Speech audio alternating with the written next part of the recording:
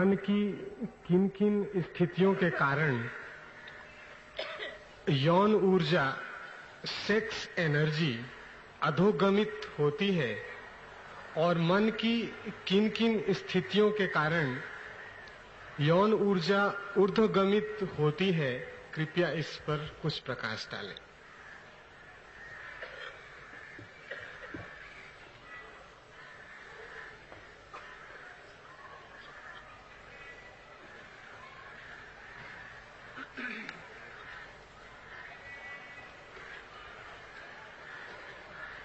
जीवन को उसके सभी स्तरों पर दो भांति देखा जा सकता है। दो पहलू हैं जीवन के। एक उसका पौद्गलिक मैटेरियल पदार्थगत पहलू है, दूसरा उसका आत्मगत स्पिरिचुअल। यौन को भी दो दिशाओं से देखना आवश्यक है। एक तो यौन का जैविक बायोलॉजिकल पहलू है, पौद्गलिक पदार्थगत, शरीर से जुड़ा हुआ, शरीर के अणुओं से जुड़ा हुआ। दूसरा यौन का शक्तिगत आत्मिक पहलू है, मन से, चेतना से जुड़ा हुआ। इसलिए दो शब्दों को पहले समझ लें। एक तो जैविक ऊर्जा जो मनुष्य के जीव कोष्ठों से संबंधित है, जिनके द्वारा व्यक्ति को शरीर उपलब्ध होता है। ये जो जीव कोष्ठ हैं, ये जो सेल्स हैं, ये शरीर के ही हिस्से हैं। जैविक बायोलॉजिकल हिस्सा हम सबकी आंखों में प्रत्यक्ष है, जिसे हम वीर्य कहें, यौन ऊर्जा कहें या कोई और नाम दें। लेकिन एक और पहलू भी उसके पीछे जुड़ा है जो आत्मगत है, शक्तिगत। उसे मैं काम ऊर्जा या आत्म ऊर्जा या जो भी हम नाम देना चाहें दे सकते। जैसे कि एक लोहे का चुंबक होता है, तो एक तो लोहे का टुकड़ा होता है जो साफ दिखाई पड़ता है, और एक मैग्नेटिक फील्ड होता है उसके चारों तरफ जो दिखाई नहीं पड़ता है। लेकिन अगर हम आसपास लोहे के टुकड़े रखें तो वो जो मैग्नेटिक शक्ति है चुंबक की, वो उसे खींच लेती। एक क्षेत्र है जिसके भीतर वो शक्ति काम करती। ये लोहे का टुकड़ा कल हो सकता है इसकी चुंबकीय शक्ति खो दे, तो भी लोहे का टुकड़ा रहेगा। उस लोहे के टुकड़े में वजन में अंतर नहीं पड़ेगा, उस लोहे के टुकड़े के कॉन्स्टिट्यूशन में भी कोई अंतर नहीं पड़ेगा, उसकी रचना और बनावट में भी कोई अंतर दिखाई नहीं पड़ेगा। लेकिन एक मौलिक अंतर हो जाएगा, मैग्नेटिक उसमें से मर गया है, उसमें से चुंबक जा चुका है। ये उदाहरण के लिए मैंने कहा, आत्मा एक फील्ड है, एक चुंबकीय क्षेत्र है। शरीर दिखाई पड़ता है, आत्मा के केवल प्रभाव दिखाई पड़ते हैं, जैसे चुंबक के प्रभाव दिखाई पड़ते हैं। ये जमीन है, ये दिखाई पड़ रही है, लेकिन जमीन पूरे वक्त हमें खींचे हुए है, वो दिखाई नहीं पड़ रहा। ये जमीन हमें छोड़ दे तो हम एक क्षण भी इस जमीन पर नहीं रह सकेंगे।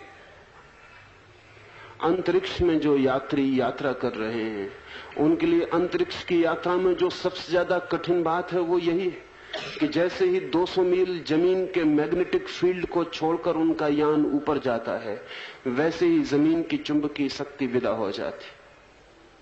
तब फिर वे हवा के गुब्बारों की तरह अपने यान में भटक सकते हैं।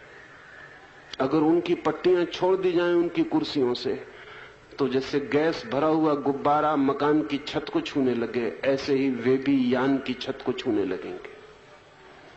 ये जमीन हमें खींचे हुए है, लेकिन उसका हमें पता नहीं चलता, क्योंकि वो दिखाई पड़ने वाली बात नहीं है। जो दिखाई पड़ता है वो जमीन है, जो नहीं दिखाई पड़ता वो उसका ग्रेविटेशन, जो दिखाई पड़ता है वो शरीर है, जो नहीं दिखाई पड़ता वो मनस और आत्मा है। ठीक ऐसे ही काम के साथ, यौन के साथ दो पहलुओं को समझ लेना जरूरी है। जो दिखाई पड़ता है वो जैविक कोष है, जो नहीं दिखाई पड़ता है वो काम ऊर्जा है। इस सत्य को ठीक से न समझने से आगे बातें फैला के देखनी कठिन हो जाती। इस देश में काम ऊर्जा पर बड़े प्रयोग हुए। इस देश में 5000 वर्ष का लंबा इतिहास है, शायद उससे भी ज्यादा पुराना, क्योंकि हड़प्पा और मोहनजोदड़ो में भी ऐसी मूर्तियां मिली हैं जो इस बात की खबर देती हैं कि योग की धारणा तब तक विकसित हो चुकी होगी। हड़प्पा की मूर्तियां कोई 7000 साल पुरानी। 7000 साल के लंबे इतिहास में इस मुल्क ने काम ऊर्जा पर, सेक्स एनर्जी पर बहुत अनूठे प्रयोग किए, लेकिन उनको समझने में भूल हो जाती, क्योंकि काम ऊर्जा से हम जीव ऊर्जा, बायोलॉजिकल अर्थ लेकर कठिनाई में पड़ जाते हैं।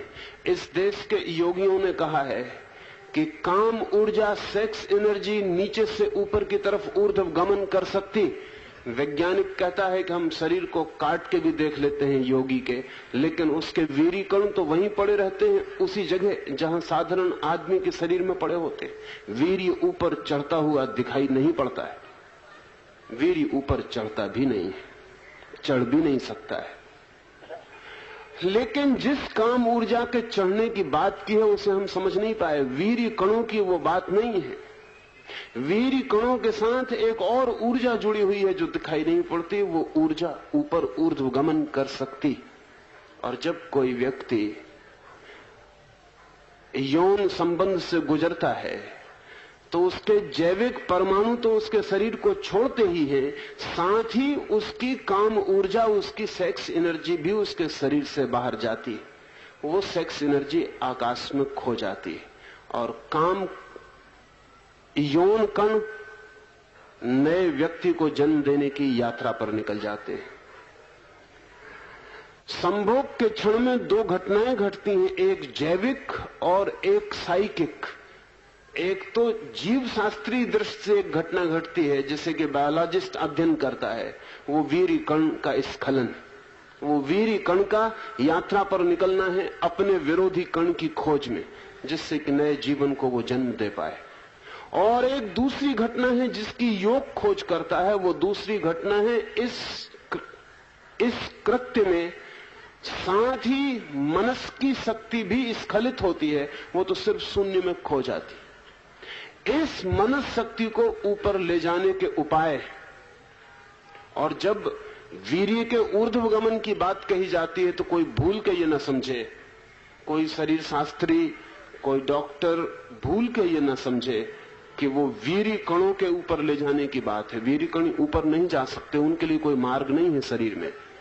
सहस्त्रार तक, मस्तिष्क तक पहुंचने के लिए कोई उपाय नहीं है उनका। जो चीज जाती है वो ऊर्जा है, वो मैग्नेटिक फोर्स है जो ऊपर की तरफ जाती है। ये जो मैग्नेटिक फोर्स है, इसके ही नीचे जाने पर वीर्य कण भी सक्रिय होते हैं। बच्चा जब पैदा होता है, लड़की जब पैदा होती है, तब वे अपने यौन संस्थान को पूरा का पूरा लेकर पैदा होते हैं। स्त्री तो अपने जीवन में जितने रजकणों का उपयोग करेगी उन सबको लेकर ही पैदा होती है, फिर कोई नया रजकण पैदा नहीं होता। कोई 3 लाख छोटे अंडों को लेकर स्त्री पैदा ही होती है, बच्ची पैदा ही होती। एक दिन की बच्ची के पास भी 3 लाख अंडों की सामग्री मौजूद होती। इसमें से ज्यादा 200 अंडे जीवन लेने के लिए तैयार होकर उसके गर्भाधान तक पहुंचते हैं।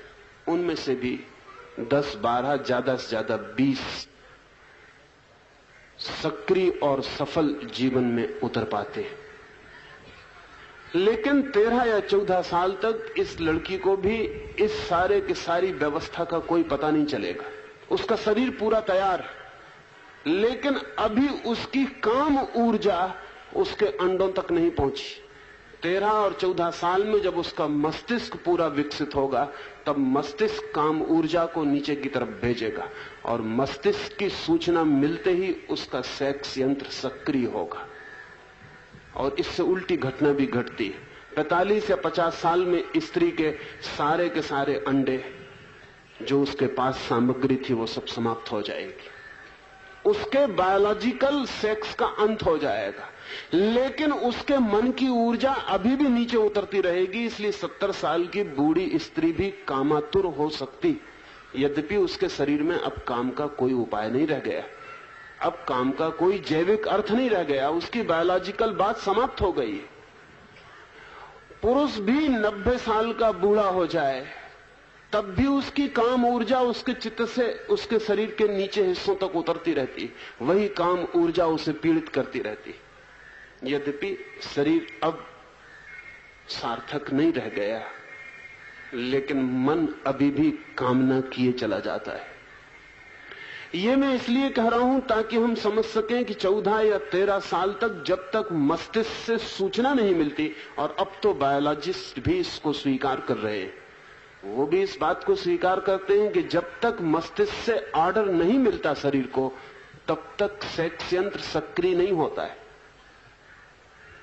इसलिए अगर हम मस्तिष्क के कुछ हिस्सों को काट दें तो एक व्यक्ति का सेक्स जीवन भर के लिए समाप्त हो जाएगा, या मस्तिष्क के कुछ हिस्सों को हार्मोन के इंजेक्शंस देकर जल्दी ऑर्डर देने के लिए तैयार कर लें तो 7 साल का लड़का या 5 साल की लड़की भी, उसका भी सेक्स यंत्र सक्रिय हो जाएगा। अगर हम बूढ़े आदमी को वीर्य कणों का इंजेक्शन दे सकें तो वो 80 साल में भी गर्भाधान कर सकेगा।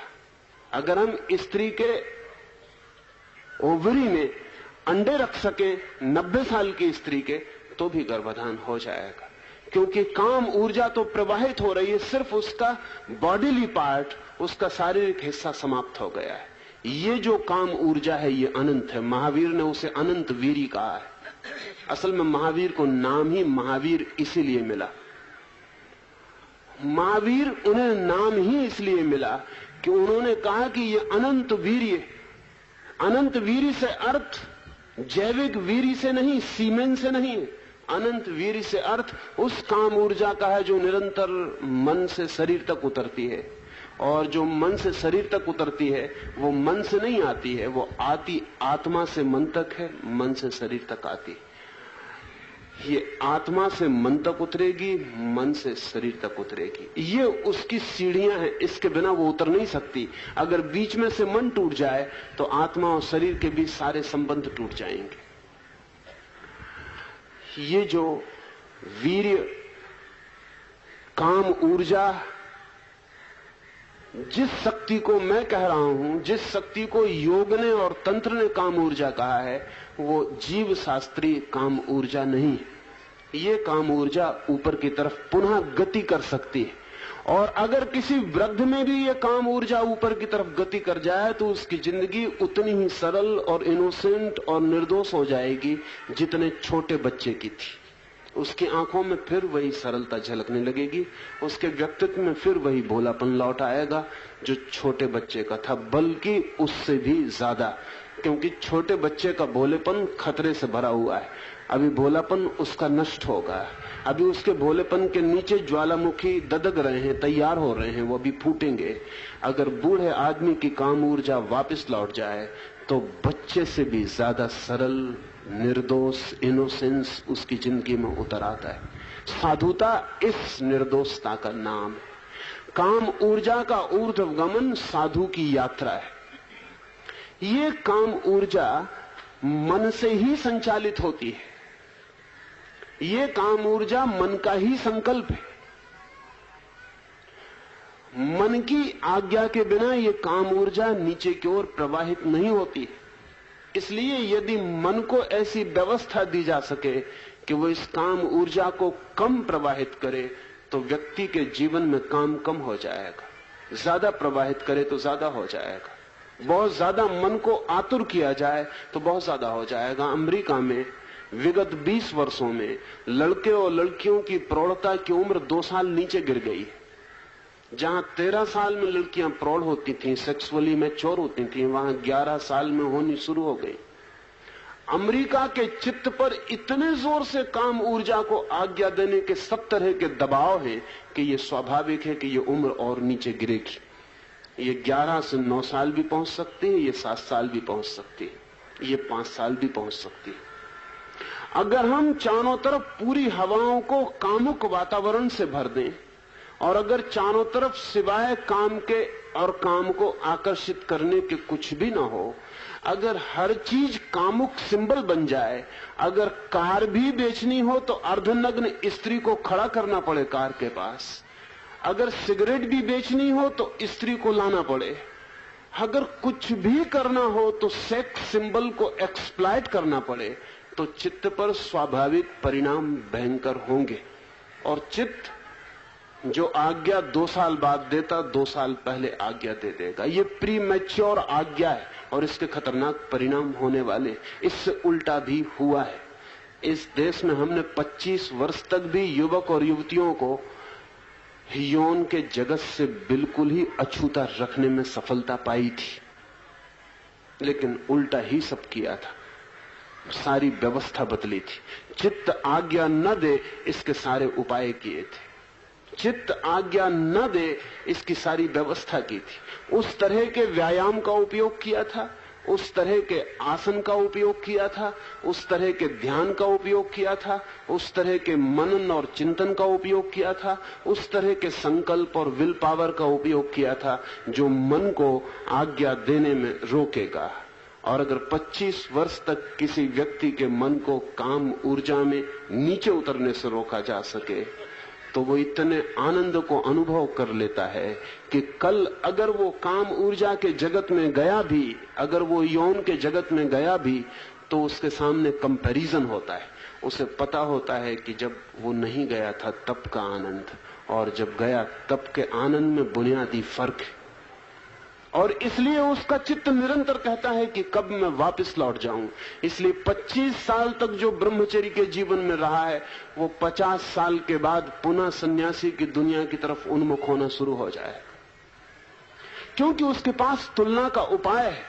आज जब हम किसी व्यक्ति को ब्रह्मचर्य के आनंद की बात कहते हैं तो बात का कोई अर्थ ही नहीं होता, क्योंकि उसे ब्रह्मचर्य के आनंद का कोई भी पता नहीं। वो एक ही सुख को जानता है जो कि उसे यौन से मिलता है। इसलिए ब्रह्मचर्य की बात बिल्कुल ही व्यर्थ मालूम पड़ती, अकाम की बात उसके लिए सार्थक नहीं मालूम पड़ती, वो उसके अनुभव का हिस्सा नहीं है। और मजे की बात यह है कि एक बार ऊर्जा नीचे की तरफ प्रवाहित होनी शुरू हो जाए तो उसे ऊपर की तरफ प्रवाहित करना कठिन हो जाता है। मार्ग बन जाते। अगर आप घर में एक पानी का गिलास लुढ़का दें तो पानी एक मार्ग बना के बह जाएगा, फिर धूप पड़ेगी, पानी उड़ जाएगा, कुछ भी नहीं बचेगा उस जमीन पर, लेकिन पानी के बहने की सूखी रेखा बच जाएगी। अगर आप दूसरी दफे पानी उस कमरे में डालें तो 100 में 99 मौके ये हैं कि उसी सूखी रेखा को पकड़ के वो पानी फिर बहेगा। लीस्ट रेसिस्टेंस को पकड़ना स्वभाव है। जहां कम से कम तकलीफ होती है वहीं बह जाने की इच्छा होती। एक बार अपरिपक्व मन जब काम की दुनिया में उतर जाता है, यौन की दुनिया में उतर जाता है, तो जीवन भर जब भी शक्ति इकट्ठी होती, लीस्ट रेसिस्टेंस का नियम मान के वो उसी मार्ग से बह जाने की तत्परता दिखलाती। और जब तक नहीं बह जाती तब तक भीतर पीड़ा, परेशानी अनुभव होती है। जब वो बह जाती तो रिलीफ मालूम होती है, हल्का हो गया मन, भार से हम मुक्त हो गए। लेकिन अगर एक बार ऊपर की तरफ जाने वाला मार्ग खुल जाए तो फिर निरंतर उसका स्मरण आता रहता है। किस विधि से मन यौन ऊर्जा को ऊर्ध्वगामी बना सकता है? 3 बातें इस संबंध में समझ लेनी जरूरी। पहली बात तो यह समझ लेनी जरूरी है कि जो चीज भी नीचे जा सकती है वो चीज ऊपर भी जा सकती है। इसे वैज्ञानिक सूत्र समझा जा सकता है। असल में जिस चीज में भी नीचे जाने का उपाय है उसमें ऊपर जाने का भी उपाय होगा ही, चाहे हमें पता हो और चाहे हमें पता ना हो। जिस रास्ते से हम नीचे जा सकते हैं उसी रास्ते से ऊपर भी जा सकते हैं। रास्ता वही होता है, सिर्फ रुख बदलना होता है। आप यहां तक आए हैं जिस रास्ते से अपने घर से, इसी रास्ते से आप घर वापस लौटेंगे। सिर्फ आपकी अभी पीठ घर की तरफ थी, अब मुंह घर की तरफ होगा। कोई दरवाजा ऐसा नहीं है जो बाहर लाए और भीतर न ले जा सके। जिंदगी दोहरे आयाम में फैलती है।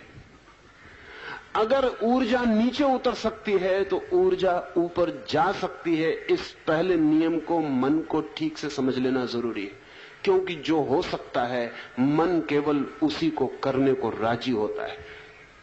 मन असंभव की तलाश छोड़ देता है। उसे साफ ख्याल में आना चाहिए कि ये हो सकता है, ये हो सकता है। अगर पहाड़ से पानी नीचे की तरफ गिरता है तो साधारणता तो पहाड़ से पानी नीचे की तरफ गिरता है, ऊपर की तरफ नहीं जाता। हजारों साल तक ऊपर तक ले जाने का हमें कुछ भी पता नहीं था, लेकिन जो चीज नीचे आ सकती है वो ऊपर भी जा सकती है। अब हम पहाड़ों से भी ऊंचाई पर पानी को पहुंचा सकते हैं, क्योंकि जिस नियम से पानी नीचे आता है उस नियम के विपरीत प्रयोग करने से पानी ऊपर चढ़ जाता है। यौन ऊर्जा नीचे की तरफ सहज आती है, प्रकृति की तरफ से आती है। अगर किसी मनुष्य को उस ऊर्जा को ऊपर ले जाना है तो सहज नहीं होगा, ये प्रकृति की तरफ से नहीं होगा, ये संकल्प से होगा, ये विल से होगा, ये मनुष्य के प्रयास, मनुष्य की आकांक्षा और अभीप्सा और श्रम से होगा। मनुष्य को इस दिशा में श्रम करना पड़ेगा, क्योंकि प्रकृति से उल्टी दिशा में बहना पड़ेगा। नदी में अगर नीचे की तरफ बहना हो, सागर की तरफ, तब तैरने की कोई भी जरूरत नहीं। तब हम हाथ पैर छोड़कर सागर की तरफ बह जा सकते हैं। नदी ही सागर की तरफ ले जाएगी, हमें कुछ भी करना नहीं। लेकिन अगर नदी के मूल स्रोत की तरफ, उद्गम की तरफ जाना हो तो फिर तैरना पड़ेगा, श्रम उठाना पड़ेगा, फिर एक संघर्ष होगा, नदी की धारा से संघर्ष होगा। तो जो लोग भी ऊपर की तरफ जाना चाहते हैं उन्हें दूसरी बात समझ लेनी चाहिए, संकल्प और संघर्ष मार्ग होगा। ऊपर जाया जा सकता है और ऊपर जाने के अपूर्व आनंद है, क्योंकि नीचे जाके जब सुख मिलता है, क्षणिक सही मिलता है, तो ऊपर जाके क्या मिल सकता है उसकी हम कल्पना भी नहीं कर सकते। यौन ऊर्जा नीचे बहकर जिसे लाती है वो सुख है, और यौन ऊर्जा ऊपर उठकर जिसे लाती है वो आनंद है। यौन ऊर्जा नीचे जाके जिसे लाती है वो क्षणिक है, क्योंकि वो घटना ही क्षणिक है। खोने की घटना क्षणिक ही होगी, संग्रहित करने की घटना शाश्वत हो सकती है। नीचे जाके आप खोते हैं, खोने की घटना क्षणिक है। एक क्षण को खोने का क्षण ही सब कुछ, लेकिन ऊपर आप संग्रहित करते हैं, ऊपर रिजर्वायर बनाते हैं। वो रिजर्वायर अनंत हो सकता है, वो रोज बढ़ता जाता है। सुख मिलते ही घटना शुरू हो जाता है, आनंद मिलते ही बढ़ना शुरू हो जाता है। और सुख जब घटता है तो दुख बढ़ता है, इसलिए हर सुख के पीछे दुख की छाया, काली छाया खड़ी होती है, और हर आनंद के पीछे आनंद की और बढ़ती हुई प्रकाशित दुनिया होती। आनंद के पीछे दुख की कोई छाया नहीं होती। आनंद और गहरा होता चला जाता है, क्योंकि संग्रह रोज बढ़ता जाता है और अनंत संग्रह की संभावना है। दूसरी बात, संकल्प और संघर्ष। संकल्प को थोड़ा समझना उपयोगी है कि संकल्प से क्या अर्थ है और कैसे ये ऊर्जा संकल्प से ऊपर जा सकती है। दो चार उदाहरण दूं, उनसे ख्याल में आ सके। कल ही एक मित्र मुझसे पूछ रहे थे कि मुसलमान रोजे रखते हैं, उपवास करते हैं, जैन, हिंदू उपवास करते हैं, क्रिश्चियन उपवास करते हैं, क्या संबंध है भूखे रहने से क्या होगा? भूखे रहने से कभी कुछ भी नहीं होता है, भूखे रहने से कुछ हो भी नहीं सकता है। लेकिन ये सारे लोग पागल नहीं है। उनका नहीं कह रहा हूं, जो कर रहे हैं उनमें से अधिक लोग पागल ही होंगे, क्योंकि उन्हें कुछ भी पता नहीं है वो क्या कर रहे हैं। लेकिन जिन लोगों से इन सूत्रों की यात्रा शुरू हुई वे लोग पागल नहीं। आदमी की जिंदगी में भोजन की आकांक्षा सबसे गहरी है, क्योंकि वो सर्वाइवल के लिए, बचने के लिए सबसे जरूरी चीज। आदमी प्रेम छोड़ सकता है भोजन के लिए, मां बच्चे को काट सकती है भोजन के लिए। बंगाल के अकाल में माओं ने अपने बच्चे बेच दिए। पति पत्नी को काट सकता है, बेच सकता है, पत्नी पति को फेंक सकती है। मरने के क्षण में जहां अंतिम स्थिति बचाने की हो जाए, वहां चित्त पूरे जोर से कहेगा अपने को बचाओ, क्योंकि शेष सब फिर से हो सकता है, लेकिन बचना फिर दोबारा नहीं हो सकता। पति फिर मिल सकता है, बेटा फिर पैदा हो सकता है, लेकिन स्वयं के पाने का दोबारा क्या उपाय? इसलिए भोजन सर्वाइवल की गहरी से गहरी आकांक्षा है। अब एक आदमी को महीने भर के लिए भूखा रख दिया है। जब वो भूखा है तब 24 घंटे उसे याद आती है भोजन करूं, भोजन करूं, भोजन करूं। 24 घंटे उसका शरीर का रोआ रोआ कहेगा भोजन करो। 24 घंटे उसका शरीर चिल्लाएगा भोजन करो। जागते में, सपने में शरीर कहेगा भोजन करो। एक जगह खाली हो गई है, एक बायोलॉजिकल गैप भीतर पैदा हो गया है, शरीर कहेगा भोजन करो। और इसी वक्त वो परमात्मा की प्रार्थना में लगा है। शरीर चिल्ला रहा है भोजन की प्यास, और वो चिल्ला रहा है परमात्मा की प्यास। थोड़ी ही देर में, थोड़े ही समय में, दिन, 2 दिन, 4 दिन, और शरीर की वो जो भोजन की प्यास से कन्वर्ट हो जाएगी और परमात्मा की प्यास बन जाएगी। वो जो शरीर की भोजन की मांग है, अगर वो नहीं झुका और संकल्प किए ही चला गया कि नहीं भोजन नहीं परमात्मा, नहीं भोजन नहीं परमात्मा, अगर शरीर के सामने नहीं झुका और कहता चला गया भोजन नहीं परमात्मा, तो 4-6 दिन के भीतर शरीर भोजन की जगह परमात्मा को पुकारने लगेगा। ये रूपांतरण हुआ, ये ट्रांसफॉर्मेशन हुआ। एनर्जी जो भोजन को मांगती थी वो परमात्मा को मांगने लगी। इस तरह भोजन की तरफ जाते हुए संकल्प को परमात्मा की तरफ मोड़ दिया गया। एक बड़ा रूपांतरण है। संकल्प शक्तियों के रूपांतरण का नाम है। जब चित्त मांगता है यौन, जब चित्त मांगता है दूसरे को, अपोजिट को, स्त्री पुरुष को, पुरुष स्त्री को, जब चित्त मांगता है कि दूसरे की तरफ बहो, तब बहाव का रूपांतरण करना पड़ेगा। तब चित्त जिस ढंग से दूसरे को मांगता है उससे उल्टी प्रक्रिया करनी पड़ेगी, ताकि चित्त की ये मांग परमात्मा की, मोक्ष की, निर्वाण की मांग बन जाए। अब इसके लिए 2-3 बातें ख्याल में लेनी जरूरी हैं। जैसे ही चित्त मांगता है, यौन की मांग करता है, सेक्स की मांग करता है, शरीर सेक्स की तैयारी करने लगता है। यौन केंद्र मूलाधार से दूसरे की मांग की स्फुरना शुरू हो जाती है।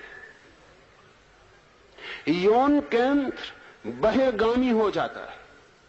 इस क्षण में तंत्र कहता है अगर यौन केंद्र को अंतर्गामी किया जा सके, भीतर की तरफ खींचा जा सके, जिससे योनि मुद्रा का नाम दिया है, अगर यौन केंद्र मूलाधार को भीतर की तरफ खींचा जा सके, तो तत्काल आप 2 क्षण में पाएंगे कि शरीर ने यौन की मांग बंद कर दी।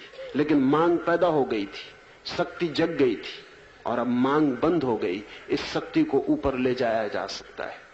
जैसे ही हम सेक्स का विचार करते हैं, वैसे ही हमारा चित्त जन्नेंद्रिय की तरफ बहने लगता है।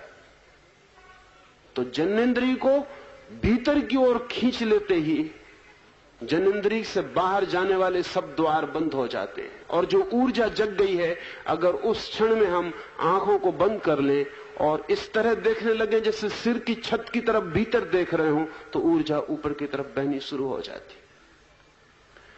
ये एक महीने भर के प्रयोग में, अभूतपूर्व अनुभव में किसी भी व्यक्ति को उतार दिया जा सकता है।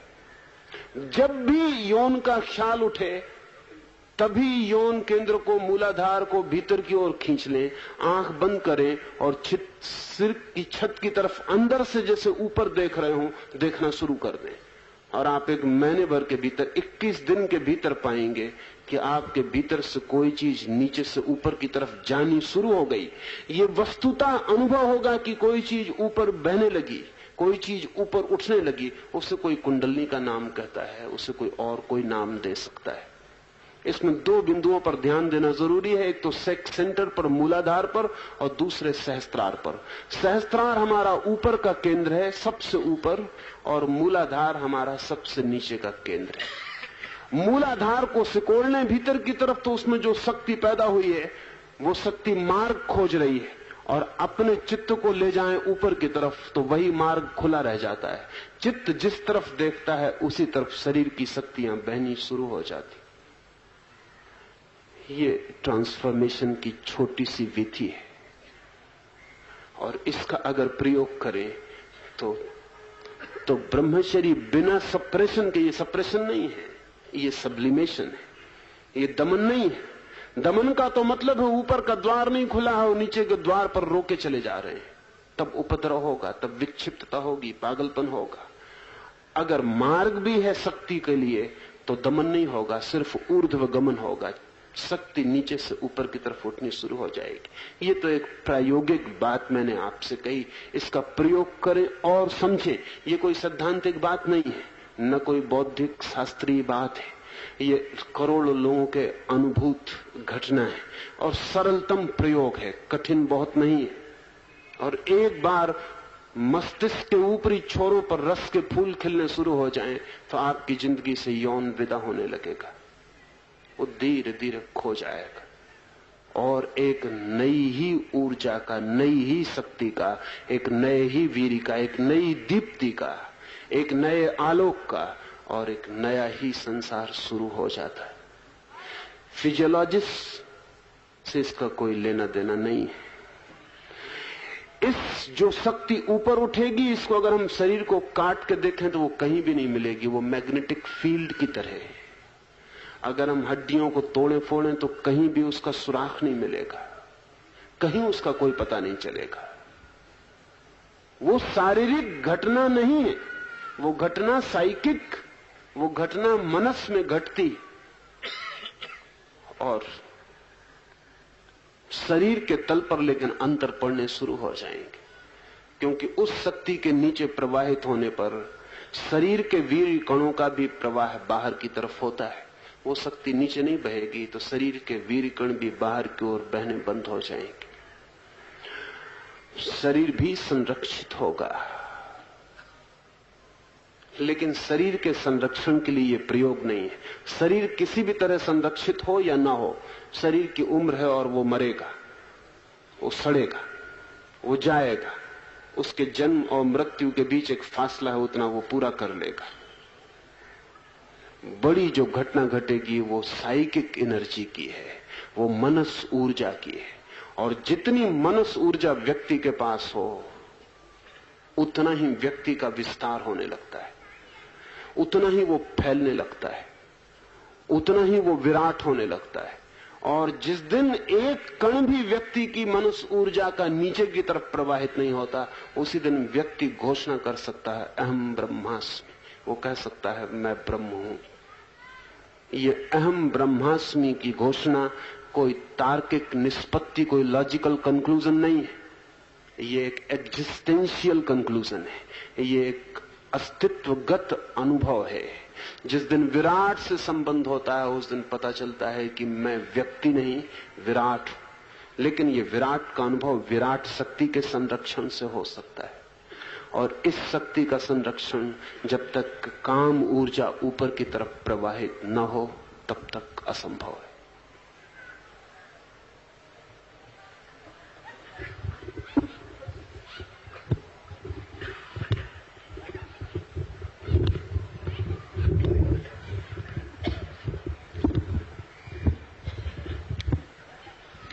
आचार्य श्री, आपने कहा है कि वर्तमान में पल पल जीने से सेक्स एनर्जी, यौन ऊर्जा का संचय व ऊर्ध्वगमन होने लगता है।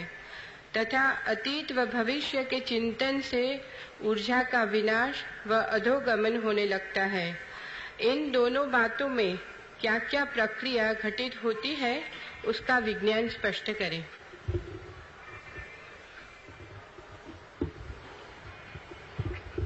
जीवन है अभी और यहीं, जीवन है क्षण क्षण में, जीवन है पल पल में। लेकिन मनुष्य का चित्त सोचता है पीछे की, मनुष्य का चित्त सोचता है आगे की। और ये जो चित्त का चिंतन है जब काम से संबंधित होता है तो मनुष्य का चित्त सोचता है उन काम संबंधों के संबंध में, उन यौन अनुभवों के संबंध में जो पीछे घटित हुए, और उन यौन संबंधों की कल्पना करता है जो आगे घटित होंगे, हो सकते हैं, होने की आकांक्षा है। और जब चित्त इस तरह के चिंतन में खो जाता है पीछे और आगे, तो शारीरिक वीर्यकण तो नष्ट नहीं होते, लेकिन जिस यौन ऊर्जा की, जिस काम ऊर्जा की, जिस साइकिक एनर्जी की मैंने बात कही, वो नष्ट होनी शुरू हो जाती। शरीर के वीर्यकण तो वास्तविक संभोग में नष्ट होंगे, लेकिन मन की ऊर्जा चिंतन में ही नष्ट होने लगती है। इसलिए भाव से भी जो काम का चिंतन करता है वो अपनी ऊर्जा को अधोगामी करता है। भाव से भी, विचार से भी उसने एक रत्ती भर शक्ति शरीर की नहीं खोई, सिर्फ सोच रहा है उन संभोगों के संबंध में जो उसने किए या उन संभोगों के संबंध में जो वो करेगा, सिर्फ चिंतन कर रहा है। इतना चिंतन भी काफी है मन की ऊर्जा के विनाश के लिए। मन की ऊर्जा तो विनष्ट होनी शुरू हो जाएगी, और मन की ये ऊर्जा ही असली ऊर्जा है। संभोग से तो सिर्फ शरीर के ही कुछ कण खोते हैं, लेकिन मन के संभोग से, इस मेंटल सेक्स से, इस मानसिक यौन से मन की विराट ऊर्जा नष्ट होती है। शरीर तो आज नहीं कल पूरा ही नष्ट हो जाएगा। शरीर उतना चिंतनीय नहीं है, क्योंकि मन की जो ऊर्जा है वो अगले जन्म में भी आपके साथ होगी। उस ऊर्जा का ही असली सवाल है। इसलिए जब मैंने ये कहा कि जो व्यक्ति पल पल जीता है, न पीछे की सोचता न आगे की सोचता, काम के संबंध में, तो वो पीछे की भी नहीं सोचता, आगे की भी नहीं सोचता, पल पल जीता है, उसकी मानसिक ऊर्जा के विसर्जन का कोई उपाय नहीं रह जाता। और भी एक मजे की बात है, जो आदमी अतीत का चिंतन कम करता है, भविष्य की चिंता कम करता है, जो सामने होता है उसी को करता है, उसी में पूरा डूब कर जीता है, उसकी जिंदगी में तनाव, टेंशन्स कम हो जाते। और जितना तनाव कम हो उतनी सेक्स की जरूरत कम हो जाती है, जितना तनाव ज्यादा हो उतनी सेक्स की जरूरत बढ़ जाती है, क्योंकि सेक्स रिलीफ का काम करने लगता है, वो तनाव के बिखेरने का काम करने लगता है। इसलिए जितना चिंतित आदमी है उतना कामुक हो जाएगा, और जितना चिंतित समाज है उतना कामुक हो जाएगा। जैसे आज यूरोप या अमेरिका अत्यधिक चिंतित हैं तो जीवन सारा काम से भर जाएगा। जितना निश्चिंत व्यक्ति है उतनी काम की जरूरत कम हो जाएगी, क्योंकि तनाव इतने इकट्ठे नहीं होते कि शरीर से शक्ति को फेंक के उन्हें हल्का करना पड़े। अतीत और भविष्य की बहुत ज्यादा चिंतना तनावग्रस्त करती है, टेंशन पैदा करती है। वर्तमान में जिए जाना तनाव मुक्त करता है। जो आदमी अपने बगीचे में गड्ढा खोद रहा है, गड्ढा ही खोद रहा है। जो आदमी खाना खा रहा है, खाना ही खा रहा है। जो आदमी सोने गया है तो सोने ही गया है। दफ्तर में है तो दफ्तर में है, घर में है तो घर में है। जिससे मिल रहा है उससे मिल रहा है, जिससे बिछुड़ गया उससे बिछुड़ गया। जो आदमी आगे पीछे बहुत समेट के नहीं चलता है, उसके चित्त पर इतने कम भार होते हैं कि उसकी काम की जरूरत निरंतर कम हो जाती। तो दो कारणों से मैंने ऐसा कहा। एक तो चिंतन करने से काम के मानसिक काम ऊर्जा विनष्ट होती है। दूसरा, अतीत और भविष्य की कामनाओं में डूबे होने से तनाव इकट्ठे होते हैं, और जब तनाव ज्यादा इकट्ठे हो जाएं तो शरीर को अनिवार्य रूप से अपनी शक्ति कम करनी पड़ती है। शक्ति कम करके जो शिथिलता अनुभव होती है, उस शिथिलता में विश्राम मालूम पड़ता है। शिथिलता को हम विश्राम समझे हुए, थक के गिर जाते हैं तो सोचते हैं आराम हुआ, थक के टूट जाते हैं तो लगता है अब सो जाएं, अब चिंता नहीं रही। चिंता के लिए भी शक्ति चाहिए, लेकिन चिंता ऐसी शक्ति है जो भंवर बन गई और जो पीड़ा देने लगी। अब उस शक्ति को बाहर फेंक देना पड़ेगा। उस शक्ति को बाहर हम निरंतर फेंक रहे हैं, और हमारे पास शक्ति को बाहर फेंकने का एक ही उपाय दिखाई पड़ता है, क्योंकि ऊपर जाने का तो हमारे मन में कोई ख्याल नहीं, नीचे ही जाने का एकमात्र बंधा हुआ मार्ग है। इसलिए जो व्यक्ति चिंता नहीं करता, अतीत की स्मृतियों में नहीं डूबा रहता, भविष्य की कल्पनाओं में नहीं डूबा रहता, जीता है अभी और यहीं वर्तमान में। इसका यह मतलब नहीं कि आप कल सुबह ट्रेन से जाना हो तो आज टिकट नहीं खरीदेंगे, लेकिन कल की टिकट खरीदनी आज का ही काम है। लेकिन आज ही कल की गाड़ी में सवार हो जाना खतरनाक है, और आज ही बैठ के कल की गाड़ी पर क्या क्या मुसीबतें होंगी और कल की गाड़ी में बैठ के क्या क्या होने वाला है, इस सब के चिंतन में खो जाना खतरनाक है। नहीं, यौन इतना बुरा नहीं है जितना यौन का चिंतन बुरा है। यौन तो सहज प्राकृतिक घटना भी हो सकती, लेकिन उसका चिंतन बड़ी अप्राकृतिक और परवर्शन है, वो विकृति। एक आदमी सोच रहा है, योजनाएं बना रहा है, 24 घंटे सोच रहा है, और कई बार तो ऐसा होता है। मनोवैज्ञानिक कहते हैं कि सैकड़ों हजारों लोगों के अनुभव के बाद ये पता चलता है कि आदमी मानसिक यौन में इतना रस लेने लगता है कि वास्तविक यौन में तो उसे रस ही नहीं आता, फिर वो फीका मालूम पड़ता है। चित्त में ही जो यौन चलता है वही ज्यादा रसपूर्ण और रंगीन मालूम होने लगता है। चित्त में यौन की इस तरह से व्यवस्था हो जाए तो हमारे भीतर कंफ्यूजन पैदा होता है। चित्त का काम नहीं है यौन। गुरजीएफ कहा करता था कि जो लोग यौन के केंद्र का काम चित्त के केंद्र से करने लगते हैं उनकी बुद्धि भ्रष्ट हो जाती होगी ही, क्योंकि उन दोनों के काम अलग है। अगर कोई आदमी कान से भोजन करने की कोशिश करने लगे तो कान तो खराब होगा ही, वो भोजन भी नहीं पहुंचेगा, दोनों ही उपद्रव हो जाएंगे। व्यक्ति के शरीर में हर चीज का सेंटर है, चित्त काम का सेंटर नहीं है। काम का सेंटर मूलाधार है, मूलाधार को अपना काम करने दें अभी, लेकिन चित्त को, चेतना को उस काम में मत लगाएं, अन्यथा चेतना उस काम से ग्रस्त ऑब्सेस्ड हो जाएगी। आदमी ऑब्सेस्ड दिखाई पड़ता है, नंगी तस्वीरें देख रहा है बैठ के। अब मूलाधार को नंगी तस्वीरों से कोई भी संबंध नहीं है, उसके पास आंख भी नहीं है।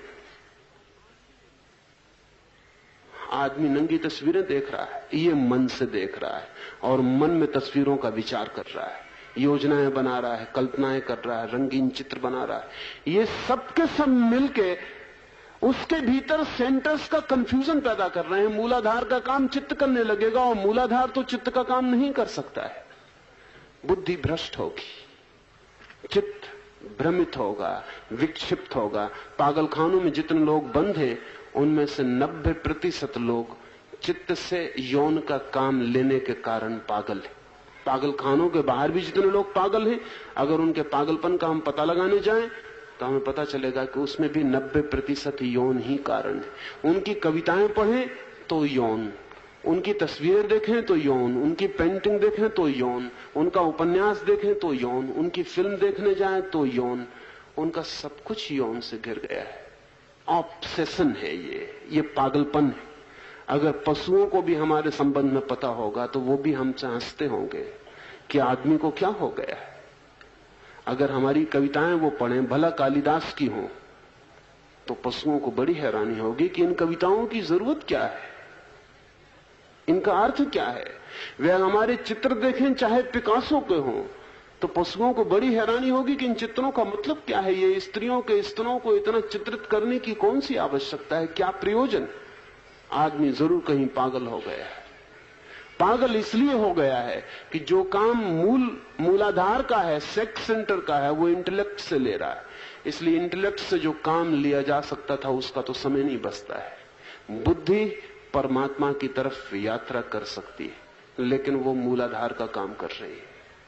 चेतना परम जीवन का अनुभव कर सकती है, लेकिन चेतना सिर्फ फैंटेसीज में जी रही है, सेक्सुअल फैंटेसीज में जी रही है, वो सिर्फ यौन के चित्रों में भटक रही है। इसलिए मैंने कहा अतीत का मत सोचें, भविष्य का मत सोचें, यौन के संबंध में तो बिल्कुल ही नहीं, अभी जिए।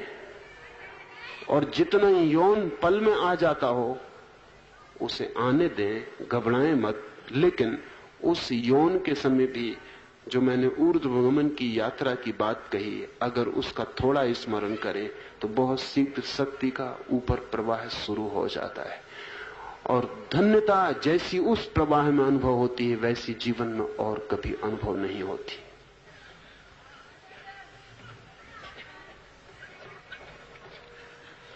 आचार्य श्री, आपने कहा है कि यदि कोई भी क्रिया पूरी टोटल हो तो ऊर्जा खोई नहीं जाती।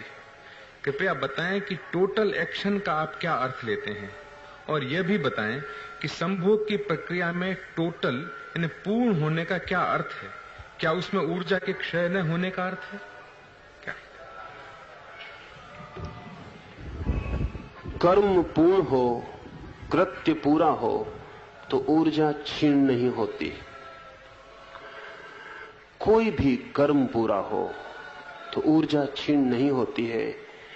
जब मैंने ऐसा कहा तो मेरा अर्थ है कृत्य अधूरा तब होता है जब हम अपने भीतर खंडित और विभाजित और कॉन्फ्लिक्ट में होते हैं। जब मैं अपने भीतर ही टूटा हुआ होता हूं तो कृत्य अधूरा होता है। समझें कि आप मुझे मिले और मैंने आपको गले लगा लिया। अगर इस गले लगाते वक्त मेरे मन का एक खंड कह रहा है कि ये क्या कर रहे हो, ये ठीक नहीं है, मत करो, और एक खंड कह रहा है कि करूंगा, बहुत ठीक है, तो मेरे भीतर मैं दो हिस्सों में बटा हूं और लड़ रहा हूं। आधे हिस्से से मैं गले लगाऊंगा और आधे हिस्से से गले से दूर हटने की कोशिश में लगा रहूंगा। मैं एक ही साथ दो काम कर रहा हूं, विरोधी।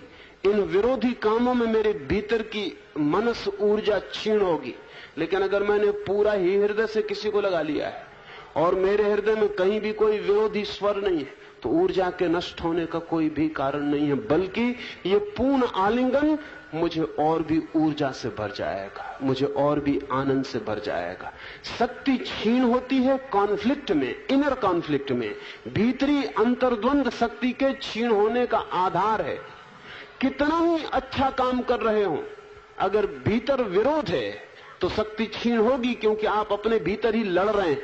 ये वैसा ही है जैसे मैं एक मकान बनाऊं, एक हाथ से ईंट रखूं और दूसरे से उतारता चला जाऊं, तो शक्ति तो नष्ट होगी और मकान कभी बनेगा नहीं। हम सब स्वविरोधी खंडों में बटे। हम जो भी कर रहे हैं उसके बाहर भी हमारे विरोध में कोई चीज खड़ी है। अगर हम किसी को प्रेम कर रहे हैं तो उसे घृणा भी कर रहे हैं। अगर हम किसी से मित्रता बना रहे हैं तो शत्रुता भी बना रहे हैं। अगर किसी के पैर छू रहे हैं तो दूसरे कोने से उसके अनादर का इंतजाम भी कर रहे हैं। हम पूरे समय दोहरे काम कर रहे हैं। इसलिए प्रत्येक आदमी धीरे धीरे दिवालिया हो जाता है, उसकी भीतर की शक्ति बैंकरप्ट हो जाती है, वो खुद ही अपने से लड़के मर जाता है। देखें, अपनी तरफ भीतर देखें तो आपको ख्याल में बात आ जाएगी। जब भी कोई काम कर रहे हैं तो आप पूरे उसमें हैं, तो आप सदा ही और भी ताजे और भी शक्तिशाली होकर उस काम से बाहर आएंगे। और अगर आप अधूरे उस काम में हैं तो आप थक के चकनाचूर होकर टूट कर बाहर आएंगे। कोई भी काम। इसलिए जो लोग भी किसी काम को पूरा कर पाते, एक चित्रकार है, अगर वो अपने चित्र को रंगने में बनाने में पूरा लग जाता है तो कभी भी थकता नहीं है। वो पूरा का पूरा और भी आनंदित और भी रिफ्रेश्ड और भी ताजा होकर वापस लौट आता है।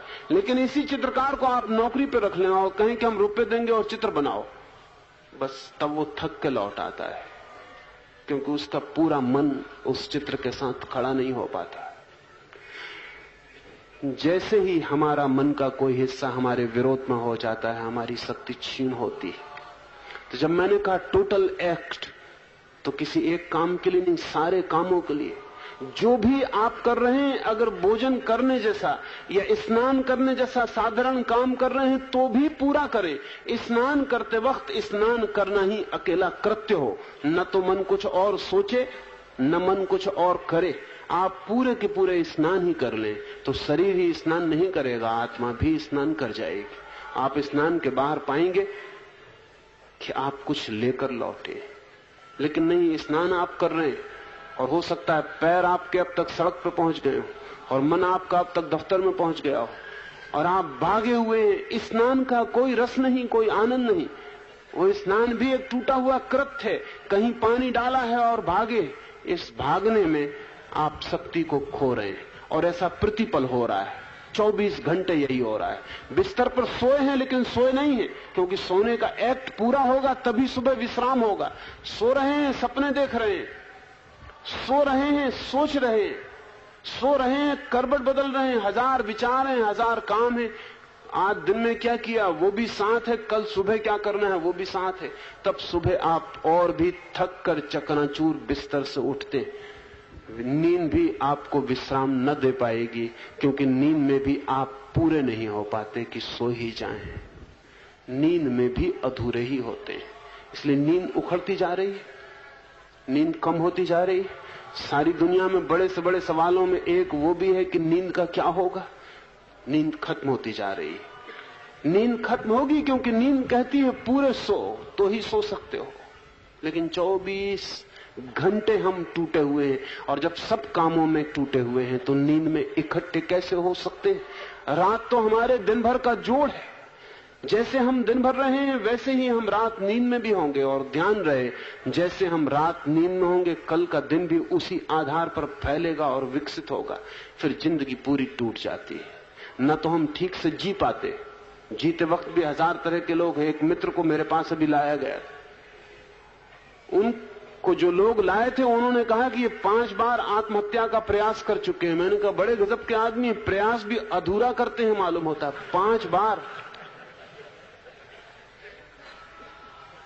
और जो आदमी 5 बार आत्महत्या का प्रयास कर चुका है वो जी रहा होगा पूरा, ये तो माने नहीं जा सकता। अगर पूरे ही जी रहा हो तो मरने की क्या जरूरत आ जाए। पूरा जिएगा भी नहीं, पूरा मरेगा भी नहीं। 5 बार प्रयास कर चुके हैं। तो मैंने कहा उनसे कि अब तो शर्म खाओ, अब प्रयास मत करो, 5 बार काफी है। लेकिन 5 बार कोई आदमी आत्महत्या करके नहीं कर पाया और बच गया, इसका मतलब क्या है। इसका मतलब है कि एक हिस्सा उसका बचने की कोशिश में लगा ही रहा होगा। उसने कोशिश भी की होगी, बचने का इंतजाम भी किया होगा। नहीं तो कोई किसी को मरने से रोक सकता है। ऑनेस्ट नहीं है मरने में भी, उसमें भी ईमानदारी नहीं है। और जीने में तो ईमानदारी होगी क्या जब मरने तक में ईमानदारी नहीं है। तो जीना तो पूरा का पूरा डिसऑनेस्ट, बेईमान होगा ही। जब मैंने उन मित्र को कहा कि शर्म आनी चाहिए, 5 बार मर के तो मर ही जाना चाहिए था, एक ही बार में मर जाना चाहिए। और अब उनको लाया गया था कि वो 6वीं बार प्रयास कर रहे हैं। तो मैंने उनसे कहा अब और नाहक बदनामी होगी, अब मत प्रयास करो। वो बहुत चौंके, क्योंकि वो सोचते होंगे कि मैं उनको समझाऊंगा कि आत्महत्या मत करो। और उन्होंने कहा आप आदमी कैसे।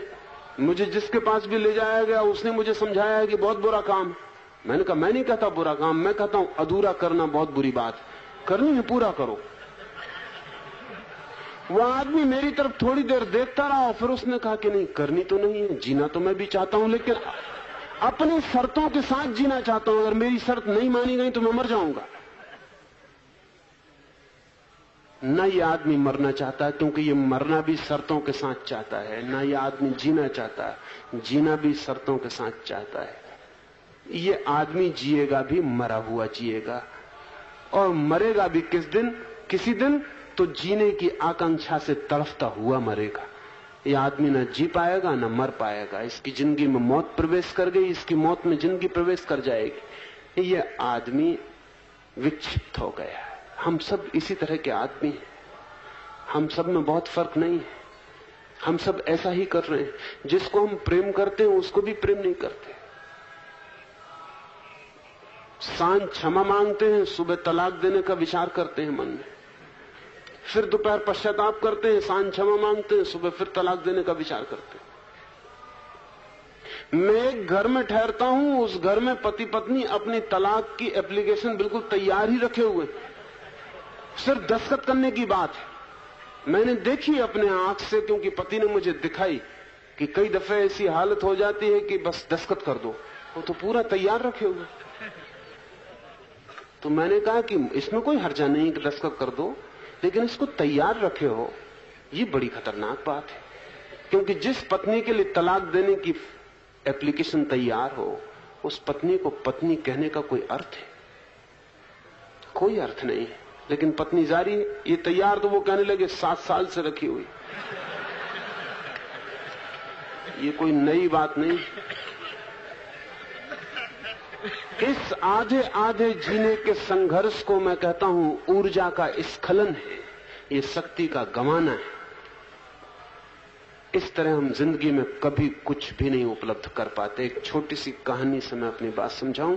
मैंने सुना है कि एक समुराई सरदार, एक जापान में एक सम्राट, जो एक बहुत तेजस्वी तलवार का चलाने वाला समुराई है, उसके मुकाबले जापान में कोई आदमी नहीं जो उतनी अच्छी तलवार चला सके। उसकी कुशलता की कीर्ति दूर दूर तक जापान के बाहर भी पहुंच गई। लेकिन एक दिन उसे पता चला कि उसका पहरेदार उसकी पत्नी के प्रेम में पड़ गया। उसने उन दोनों को पकड़ लिया। लेकिन समुराई सरदार था, उसने कहा कि मन तो मेरा करता है कि तेरी गर्दन काट दूं, लेकिन नहीं, तूने भी प्रेम किया है मेरी पत्नी को, इसलिए उचित यही होगा कि ये तलवार एक तू ले ले और एक मैं लेता हूं, हम दोनों युद्ध में उतर जाएं, जो बच जाए वही मालिक हो।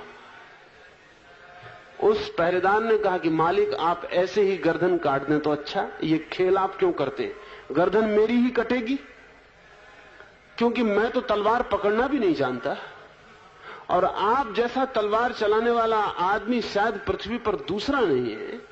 तो आप तलवार से लड़ने का मुझे जो मौका दे रहे हैं, नाहक मखौल और मजाक क्यों करते हैं? तलवार से मेरी गर्दन ऐसे ही काट दें। तलवार से गर्दन तो मेरी ही कटेगी, क्योंकि मैं तो तलवार चलाना नहीं जानता। लेकिन उस समुराई सैनिक ने कहा कि वो मेरी इज्जत के खिलाफ होगा कि कभी कहा जाए कि मैंने तुझे बिना मौके के तेरी गर्दन काट दी। तलवार संभाल और मैदान में उतर। कोई रास्ता न था। वो गरीब बेचारा डरता हुआ तलवार हाथ लेके मैदान में उतरा। गांव इकट्ठा हो गया, खबर फैल गई। सारे लोग जानते हैं कि वो गरीब आदमी मर जाएगा, क्योंकि उससे तो एक हाथ भी बचाना मुश्किल है। वो इतना कुशल कारीगर है, वो इतना कुशल तलवारबाज है। लेकिन हालत उल्टी हो गई। हालत ये हुई कि जब उस पहरेदार ने तलवार चलानी शुरू की तो उस राजा के छक्के छूट गए।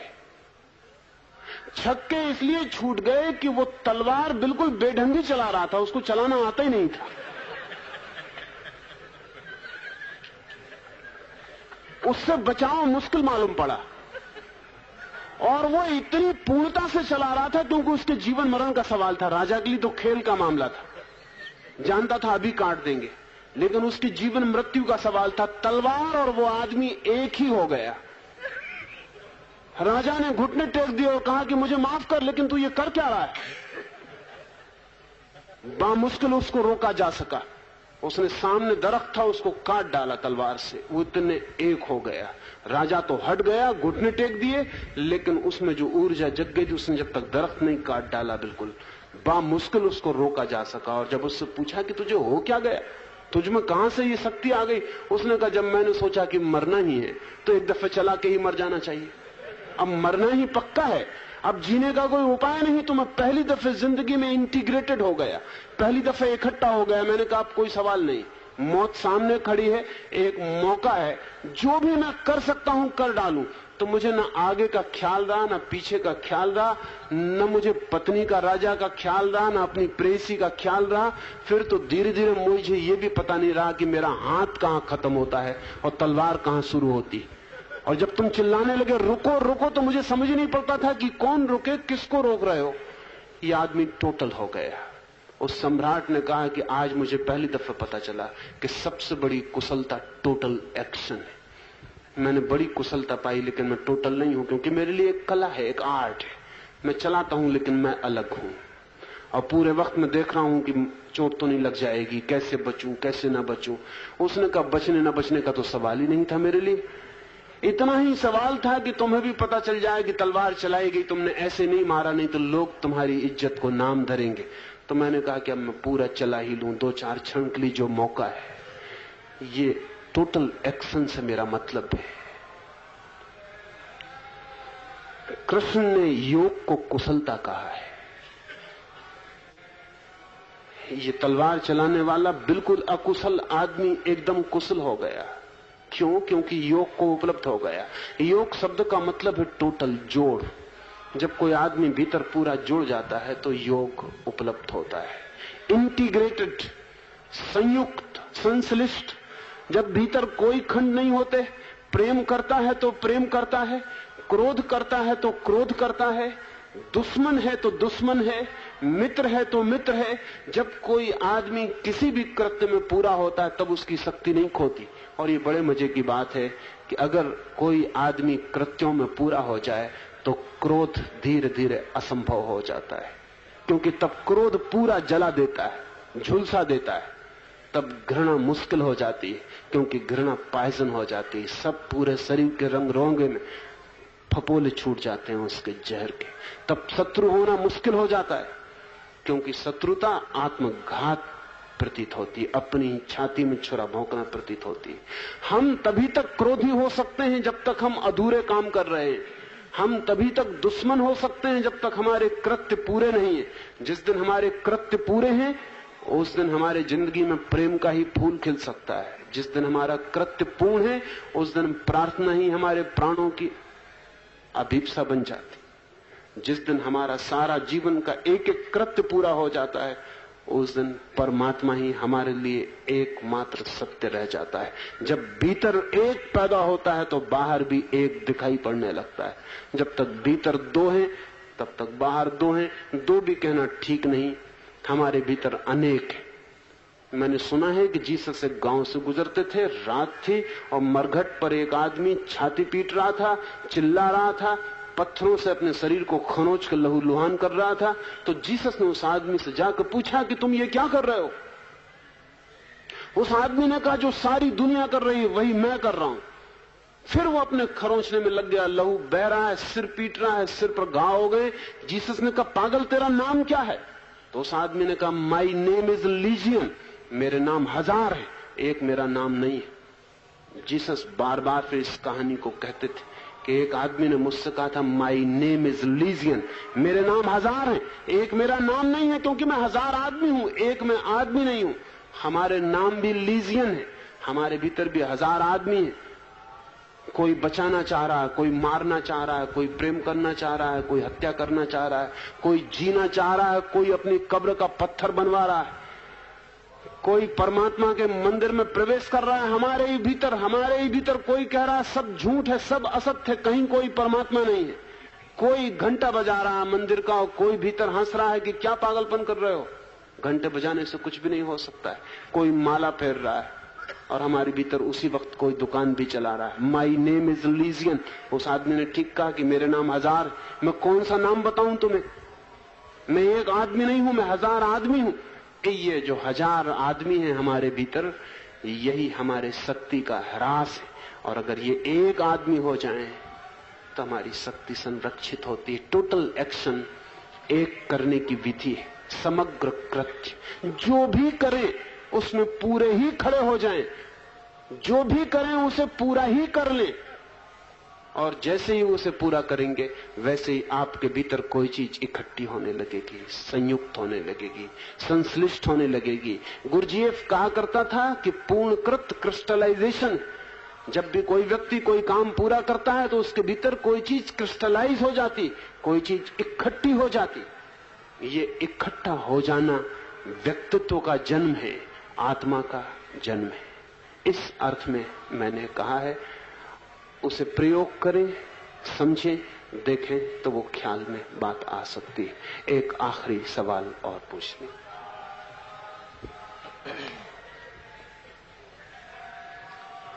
आचार्य श्री, यौन ऊर्जा के संचय व ऊर्ध्वीकरण के संबंध में आहार रसायन डाइट केमिस्ट्री पर भी कुछ प्रकाश डालने की कृपा करें।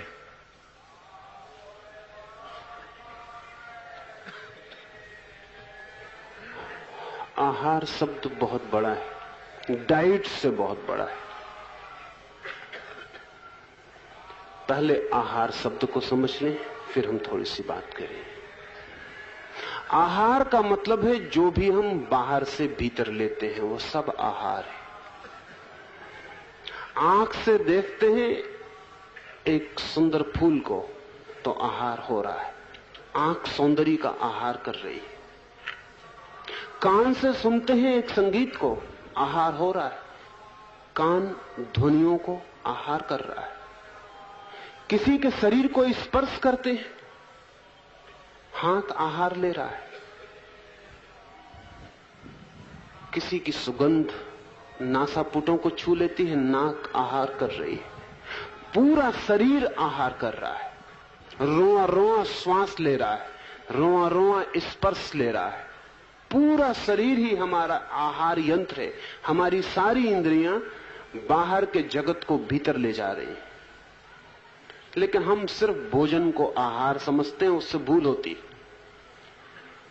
काम ऊर्जा के ऊर्ध्वीकरण के लिए समस्त आहार को समझना जरूरी है, क्योंकि हो सकता है भोजन आपने बिल्कुल ऐसा लिया हो जो काम ऊर्जा को नीचे न ले जाकर ऊपर ले जाने में सहयोगी हो, लेकिन आंख ने ऐसे दृश्य देखे हो जो काम ऊर्जा को नीचे ले जाएं, और कान ने ऐसी ध्वनियां सुनी हो जो ऊर्जा को नीचे ले जाएं, और शरीर ने ऐसे स्पर्श किए हो जो ऊर्जा को नीचे ले जाएं।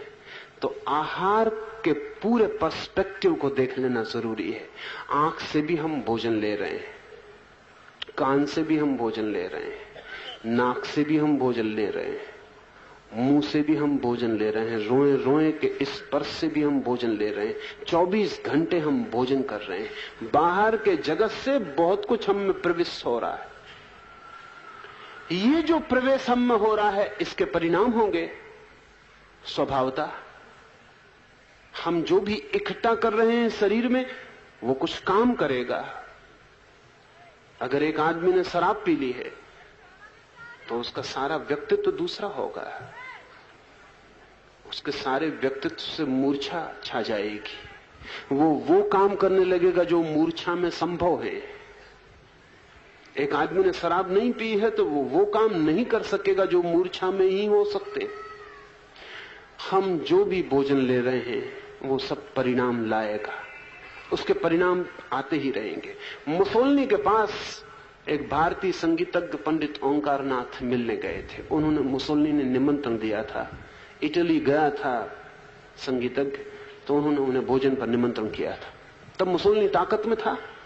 उसने पंडित ओंकार नाथ से भोजन करते वक्त ये कहा कि मैंने सुना है कि कृष्ण बांसुरी बजाते थे, तो लोग दीवाने होकर उनके आसपास इकट्ठे हो जाते थे। ठीक, जाने दो, लोगों को हो जाते होंगे, लेकिन ये मेरी भरोसे में नहीं आती बात कि हरिण भी दौड़ आते, मोर भी नाचने लगते। ये कैसे हो सकता है? तो पंडित ओंकारनाथ ने कहा कि मैं तो कृष्ण नहीं हूं, इसलिए वैसी बांसुरी नहीं बजा सकता, लेकिन थोड़ा सा काखा गा मैं भी जानता हूं, वो मैं आपको प्रयोग करके ही बताऊं। मुसोलिनी ने कहा इससे बेहतर क्या होगा।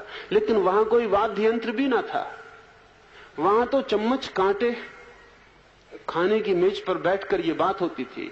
तो ओंकारनाथ ने चम्मच और कांटों को उठाकर और चीनी के बर्तनों पर बजाना शुरू कर दिया। मुसोलिनी ने अपनी आत्मकथा में लिखा है कि मैं थोड़ी ही देर में बेहोश हो गया और मेरा सिर झुक झुक कर टेबल से लगने लगा, और वो इतने जोर से चम्मच कांटे पटकने लगे कि मेरा सिर उसकी ताल में टेबल पे गिरे और उठे। फिर मेरा सिर लहूलुहान हो गया और मैंने चिल्ला के कहा कि बंद करो ये बात, अन्यथा मैं इस सिर को कैसे रोकूं। तब उस संगीतज्ञ ने बंद किया। सिर पर खून की बूंदें आ गई, सारा सिर छुल गया। मुसोलिनी ने अपनी आत्मकथा में लिखा है कि मैंने कहा मुझे माफ करना, मुझे पता नहीं था कि संगीत का ऐसा परिणाम भीतर हो सकता है कि मैं रोक ही नहीं पा रहा था। शरीर अवश हो गया, सिर मेरे हाथ के बाहर हो गया और मुझे ऐसा लगा कि अब तो मैं मर जाऊंगा, क्योंकि मैं कोशिश करूं कोई उपाय नहीं, जितनी कोशिश करूं सिर उतने ही जोर से जाके और टेबल से टकराने लगा। ओंकारनाथ ने कहा, मेरी कोई हैसियत नहीं, कृष्ण के बाबत मैं कोई वक्तव्य दूं ये ठीक नहीं, लेकिन इतना हो सकता है तो उतना भी हो सकता है। इस्लाम ने संगीत को वर्जित किया, इसलिए नहीं कि संगीत अनिवार्य रूप से काम ऊर्जा को नीचे ले जाता है, लेकिन संगीत के जितने प्रकार प्रचलित हों उसमें से 99% काम ऊर्जा को नीचे की तरफ ले जाने वाले। शायद 1% संगीत मुश्किल से जगत में बचा है जो ऊर्जा को ऊपर ले जाए, वो भी खोता जा रहा है, उसका भी कोई उपाय बचाने का नहीं दिखाई पड़ता। वैसे सूफी फकीरों के नृत्य हैं जिनको देखते देखते देखने वाले ध्यानस्थ हो जाएं। गुरजीएफ सूफी फकीरों के एक दरवेश नृत्य की एक टोली बनाकर सारे यूरोप और अमेरिका में घूमता रहा और उसने कहा सिर्फ देखो और कुछ मत करो। 20 लोगों की टोली है, वो नाचना शुरू करते हैं फकीरों का नाच, और जितने लोग बैठे हैं वो थोड़ी देर में ध्यानस्थ हो जाएंगे। वो सिर्फ देखेंगे मूवमेंट्स, वो मूवमेंट्स उनके प्राणों में उतर जाएंगे और उनके भीतर भी करस्पॉन्डिंग मूवमेंट्स पैदा होंगे। जो बाहर हो रहा है वही आकृति उनके भीतर भी डोलने लगेगी। बाहर वो जो फकीर नाच रहे हैं उनके नाचने की जो रिदम और गति है और जो लय, वो धीरे धीरे उनके हृदय की गति और लय बन जाएगी और उनके भीतर भी कोई नृत्य शुरू हो जाएगा और उनकी ऊर्जा में रूपांतरण हो जाएगा। आंख से जो हम देखते हैं, कान से जो हम सुनते हैं, ओंठ से जो हम स्वाद लेते हैं, नाक से जो हम गंध लेते हैं, उस सबके संबंध है। मंदिरों में घंटे कभी हमने लटकाए थे। हर कोई घंटा मतलब का नहीं है, कुछ विशेष घंटे ही काम के हो सकते हैं। तिब्बतन्स के पास एक विशेष घंटा होता है, शायद आप में से किसी ने देखा हो। वो घंटा ऐसा लटकाने वाला नहीं होता, बर्तन की तरह बड़ा होता है, बर्तन की तरह होता है और डंडे को उसके अंदर गोल घुमा के चोट करनी पड़ती है। जैसे एक बाल्टी रखी हो, उसके अंदर गोल घुमा के चोट करनी पड़ती है। उस डंडे और उस घंटे के बीच चोट का एक विशेष क्रम है। उस चोट करते से घंटे से जोर की आवाज निकलती, ओम मणि पद्मे हुम। ये पूरा सूत्र तिब्बतन का उससे निकलता है और ये सूत्र बार बार मंदिर में गूंजता रहता है। और इस सूत्र के कुछ उपाय हैं। ये सूत्र हमारे भीतर जाकर कुछ चक्रों पर चोट करना शुरू कर देता है और उन चक्रों की शक्ति ऊपर की तरफ उठनी शुरू हो जाती है। ओम का उपयोग भीतर उसकी गूंज शक्ति को ऊपर ले जाने के लिए थी। अकेले ओम का ही नहीं, मुसलमान कहते हैं अमीन, वो ओम का ही रूप है। क्रिश्चियन भी कहते हैं अमीन, वो ओम का ही रूप है। अंग्रेजी में शब्द हैं ओमनीसाइंट, ओमनीपोटेंट, ओमनीप्रेजेंट, वो सब ओम से ही बने हुए शब्द हैं। ओमनीसाइंट का मतलब है जिसने ओम को देख लिया। ओम का मतलब है विराट ब्रह्म। ओमनीप्रेजेंट का अर्थ है जो ओम के साथ मौजूद हो गया। ओमनीपोटेंट का अर्थ है जो ओम की तरह शक्तिशाली हो गया, जो परमात्मा के बराबर शक्ति बीज से भर गया। अब ये जो ओम शब्द है, इसमें ए यू एम आ उ मा मूल ध्वनियां हैं। ये ध्वनियां अगर व्यवस्था से गुंजाई जाएं तो ऊर्जा को ऊपर ले जाने लगती हैं। इससे उल्टी ध्वनियां भी हैं, जो चोट की जाएं तो ऊर्जा नीचे जाने लगती है। आज अमेरिका में जाज है, ट्विस्ट है और शेक है और जमाने भर के नृत्य हैं। उन सब की ध्वनि लहरी, उन सब की रिदम सेक्स ऊर्जा को नीचे तरफ ले जाने वाली है। इसलिए अगर आप ट्विस्ट देख रहे हैं तो थोड़ी देर बाद आप पाएंगे कि आपके भीतर ट्विस्ट होना शुरू हो गया। आपके भीतर कोई शक्ति डमाडोल होने लगी। आधुनिक जगत में विकसित सभी नृत्य और सभी संगीत की व्यवस्थाएं मनुष्य के काम का शोषण। इसलिए आहार का मतलब बड़ा है। जो भोजन हम ले रहे हैं उसके परिणाम होंगे ही, उसके परिणाम से हम बच नहीं सकते, क्योंकि हमारा पूरा का पूरा जो यंत्र है वो साइको केमिकल है। उसमें पीछे मन है तो नीचे रसायन है और रसायन पूरे वक्त काम कर रही है। केमिस्ट्री हमारे पूरे शरीर में पूरे वक्त काम कर रही। हम क्या खाते हैं, क्या पीते हैं, उसके परिणाम होंगे। भोजन में ऐसे भोजन हैं जो मनुष्य को ज्यादा कामुक बनाए। मधुमक्खियों के छत्ते में एक खास तरह की जेली होती। तो मधुमक्खियों के बाबत आपको शायद थोड़ा पता हो कि मधुमक्खियों में एक ही रानी मक्खी होती है जो बच्चे पैदा करती, और बाकी सारी मधुमक्खियां, स्त्री मादा मधुमक्खियां, सिर्फ मजदूर का काम करती। उनकी जिंदगी में सेक्स जैसी कोई चीज नहीं होती। फेबरे, जिसने इन सब का मधुमक्खियों का विराट गहन अध्ययन किया, वो बड़ी हैरानी में पड़ा कि लाखों मधुमक्खियों की जिंदगी में कोई सेक्स क्यों नहीं होता। आखिर वो भी मादा है, उनकी जिंदगी में भी सेक्स का यंत्र पूरा है, लेकिन फिर भी सेक्स नहीं है। बात क्या है? तो बड़ी उसे हैरानी का जो नतीजा निकला वो ये कि मधुमक्खियां एक खास तरह की जेली इकट्ठी करती हैं जो सिर्फ मादा रानी ही खाती है। बाकी सब मधुमक्खियों को सिर्फ 3 दिन के लिए जन्म के बाद वो खाने को मिलती है, उसके बाद खाने को नहीं मिलती। वो जेली में ही सारा राज। इसलिए उस जेली को रिजुविनेशन के लिए कई पागलों ने प्रयोग किया कि आदमी को भी उसकी गोली बना के खिला दी जाए तो शायद बूढ़ा आदमी जवान हो जाए। उस जेली से बहुत सी क्रीम भी लोगों ने बनाई और लाखों स्त्रियों ने अपने चेहरों पर पोती कि शायद उस जेली से सौंदर्य प्रकट हो जाए। वो जेली विशेष विटामिन लिए हुए है जो अति कामुकता पैदा कर देती है। तो वो जो रानी मधुमक्खी है, उसकी कामुकता का हिसाब लगाना मुश्किल है। वो 2000 अंडे रोज देती और देती ही चली जाती है। वो लाखों अंडे एक ही, करोड़ों अंडे एक ही मादा पैदा कर देती। इतनी सेक्स एक्टिविटी उसके भीतर पैदा हो जाती। और अब तो हम जानते हैं, हार्मोन्स की खोज ने बहुत साफ कर दिया है कि अगर एक पुरुष को भी स्त्री हार्मोन्स के इंजेक्शंस दे दिए जाएं तो उसका शरीर पुरुष का न रह के थोड़े दिनों में स्त्री का हो जाए। अगर एक स्त्री शरीर को पुरुष इंजेक्शंस दे दिए जाएं तो उसका शरीर थोड़े दिनों में स्त्री का न रह के पुरुष का हो जाएगा। 45-50 साल के बाद आमतौर से कुछ स्त्रियों को मुंह छानी शुरू हो जाती है। उसका कुल कारण इतना है, स्त्री हार्मोन कम हो गए और शरीर में पड़े हुए पुरुष हार्मोन प्रभावी होने लगे, इसलिए मुंह छानी शुरू हो जाएगी। स्त्रियों की आवाज 50 साल के बाद पुरुषों से मेल खाने लगेगी। उसका कुल कारण इतना है कि पुरुष हार्मोन स्त्री हार्मोन का अनुपात टूट गया, स्त्री हार्मोन कम हो गए, पुरुष हार्मोन अनुपात में ज्यादा हो गए, तो आवाज में बदलाहट हो जाएगी। ये सारा केमिकल मामला है। हम जो भोजन ले रहे हैं उस पर बहुत कुछ निर्भर है। हम कैसा भोजन ले रहे हैं। इस भोजन में यदि मादक तत्व हैं, इस भोजन में यदि मूर्छा लाने वाले तत्व हैं, तो वे शरीर ऊर्जा को, काम ऊर्जा को नीचे की तरफ प्रवाहित करेंगे। इस भोजन में अगर उत्तेजक स्टिमुलेंट से, एक्टिवाइजर से, तो वे शरीर की और काम ऊर्जा को नीचे की तरफ प्रवाहित करेंगे।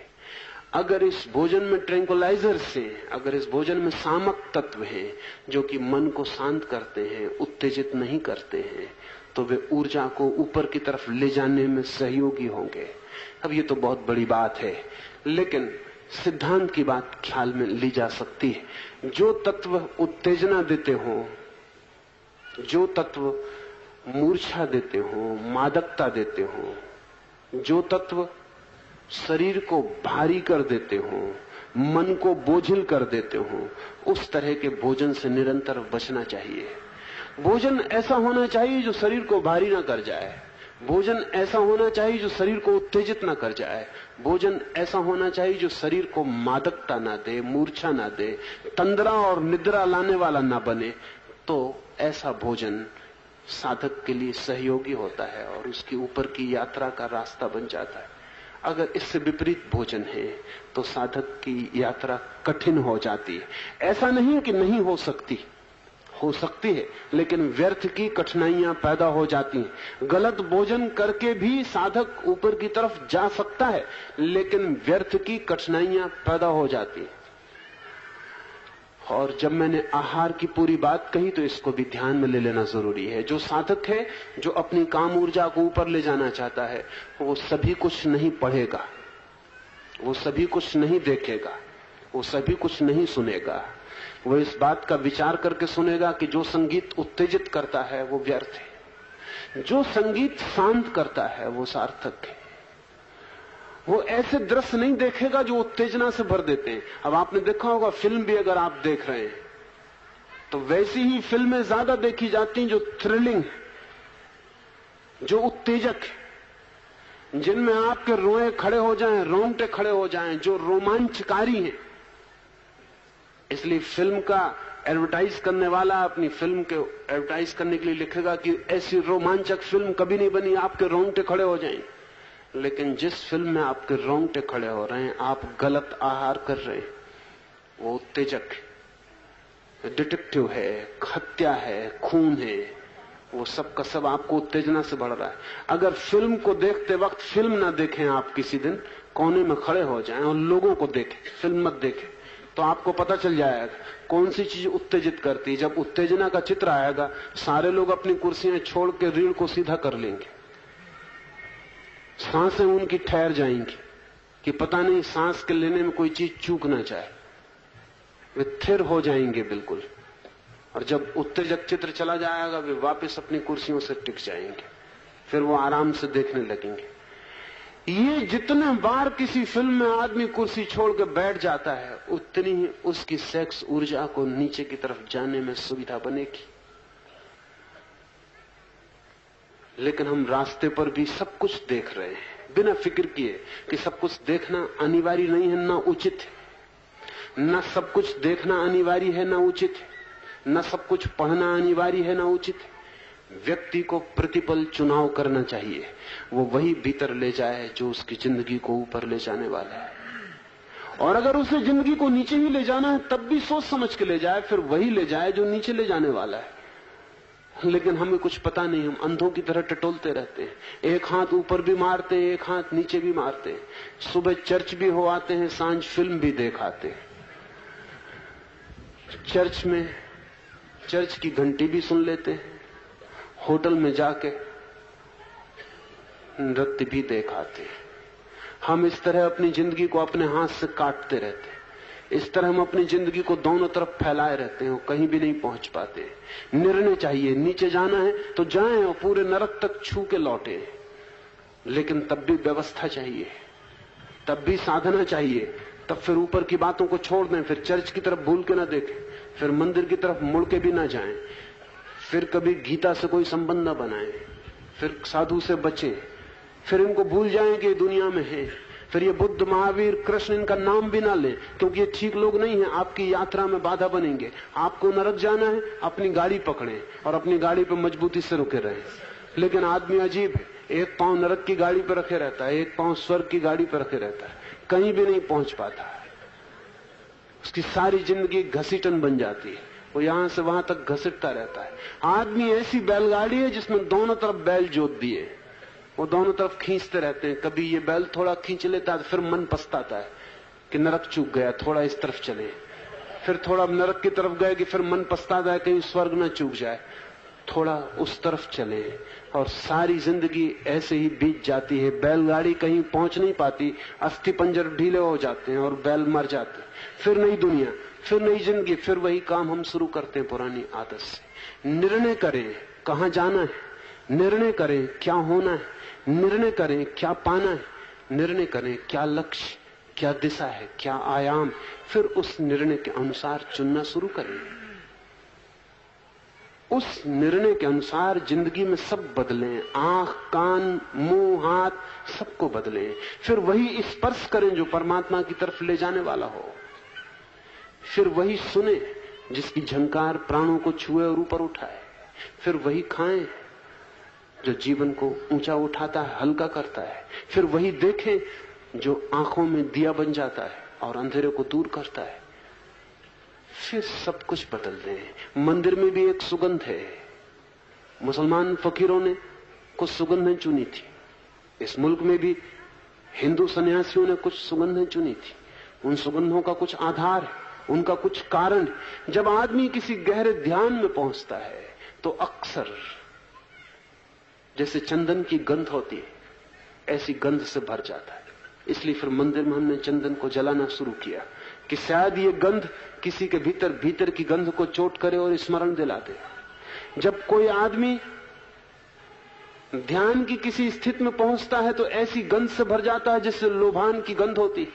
इसलिए मुसलमान फकीरों ने लोभान को चुना कि शायद लोभान की गंध किसी के भीतर की सोई हुई गंध को चोट मार दे और उठा दे। ये सब कुछ चुनाव है, ये सब अकारण नहीं, उस सब के पीछे कारण है। एक छोटी सी बात अपनी बात में पूरी करूं। मुझे कल पूछा किसी मित्र ने जाते वक्त कि आपने गैरिक वस्त्र क्यों चुना सन्यासी के लिए?